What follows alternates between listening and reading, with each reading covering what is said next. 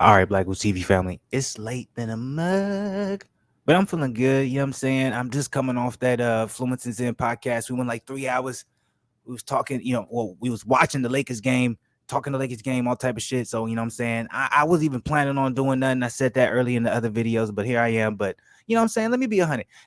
We don't shed enough light when it comes to the trainers, the legendary trainers, to these, you know what I'm saying, legendary fighters, to these skilled fighters, you know what I'm saying? A lot of times we don't give them enough credit. A lot of times we don't listen to them. So the way I'm feeling right now, it's 1:53 in the morning where I'm at right now. It's almost about to hit 2, but I'm feeling good. I'm feeling great. Hopefully y'all feeling the same way. We're going into the weekend. It's nothing but, positivity my way and positivity your way as well.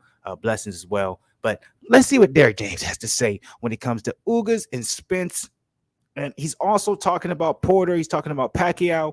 I don't know exactly what he's going to say, but I would be interested to see who he gives the most praise. And in my opinion, the way I'm going to dissect it, the way I'm going to analyze it, you know what I'm saying, had an analytical mind, you know what I'm saying, Magneto, Jean Grey tape shit. I'm going to break it down.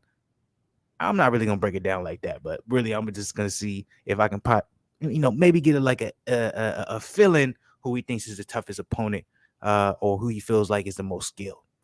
But let's see. There's always clickbait, so he might not even talk about none of that. But let's see. Coach Derrick James. Coach, how's training camp been going, and what is your assessment of Ugas as an opponent?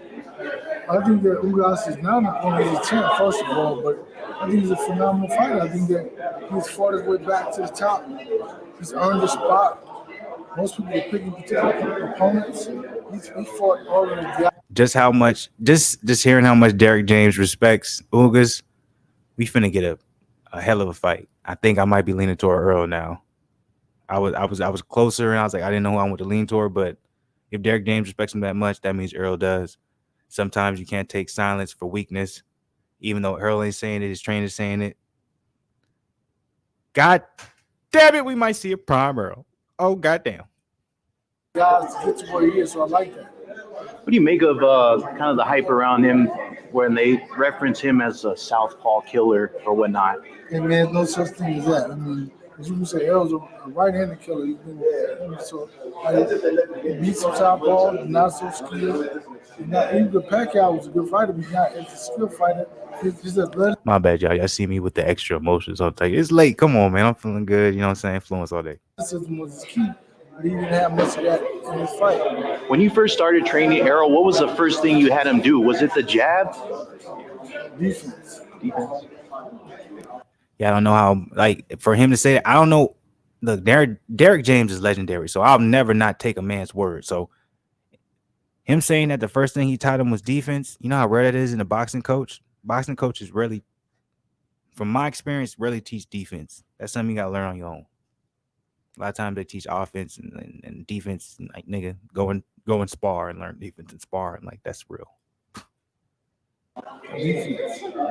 The key element is, I believe that when you're in a storm, as long as you can block the shots and be able to be calm, you can think and see through them.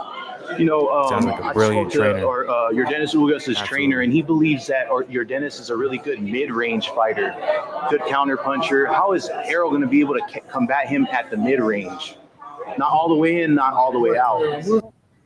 That's it. I'm gonna be interested to see what he says, but how would Earl be able to contest on someone who's not all the way in and all the way out? Well, the whole point of the game plan of Errol Spence is not allow him to be all the way in or all the way out. Nigga, you always gonna be at the end of my punches, or we're gonna be all the way in the inside. There's no medium. That's the game plan. So we're not like what? We're preparing for that, for him to do everything for that not to be the case.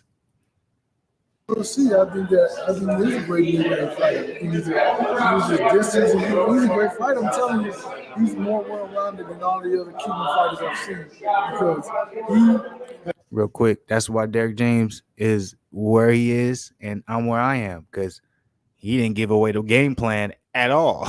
The ability to fight and do more. They a lot of move around and try to use athleticism. And when they lose athleticism, it's nothing else. But he's well-rounded. Now, we know you guys take every opponent seriously, but do you feel like Ugas is the I don't know most... if y'all got that, but he didn't give away the game plan at all. I gave away a game plan. Obviously, I'm not working with Earl, but you see Derrick was like, nigga, you trying to listen to what we trying. I'm telling you right now, the goal and the game plan is, nigga, there is no mid-range fight. It's whether I'm on the outside or I'm on the end. There's no medium. Dangerous champion since Kell Brook. I think he's very dangerous. Yeah, I think so. I think so because Sean Porter was a champ. Yeah, you say I say yeah. Okay. And then what was your assessment of him when he fought Sean Porter? Crazy moment in the 12th. Did you believe that Ugas knocked down Porter in that 12th round? That's the Or was question. it called the knockdown in the fight? Do you remember that moment? I do remember that match, but I think that throughout the fight, I watched the fight in detail, and I think that Porter did better than I assessed the first time. From watching it. So he basically said that. So it could have been closer. He could have got the decision. So that's him lightly saying Ugas beats Porter. He's lightly saying Ugas beat Porter. That's what he said. That should have been knocked out. Okay, last thing. But he just said that should have been a knockdown. So he believes Ugas beat Porter. What do you make So of they're taking Devin Ugas very seriously. Don't think Errol Spence and his team isn't taking Ugas very seriously. Haney as a fighter, and how do you like his chances against Gambosis in a undisputed fight at lightweight? I only seen him fight like once. Yeah, Devin Haney. Twice. Yeah. I don't watch a lot of boxing, man. Coach, oh, you don't? No, I don't, man. I don't watch boxing, man. I'm always in the gym all day long. What am I gonna do? I feel I'm you. gonna watch some more boxing? No, I'm not. Appreciate you, Coach. Thank you. Yeah, okay. But interesting. What do you guys think about that particular video? I want to know you guys' opinion. Drop it below in the comments. I'm out of here. Like, subscribe. Much love, Black Goose family. Appreciate y'all for real. I'm gonna be back tomorrow. Is in Fluence Lounge. We're gonna be watching the Final Four. We're gonna be watching Duke. So make sure y'all check us out for that. Check out our podcast. Fluence is in. We did that earlier. 3 hours of good shit. I'm telling you, we talking good shit. You're gonna see us arguing, going back and forth. You think we probably hate each other. It's entertainment. We love y'all.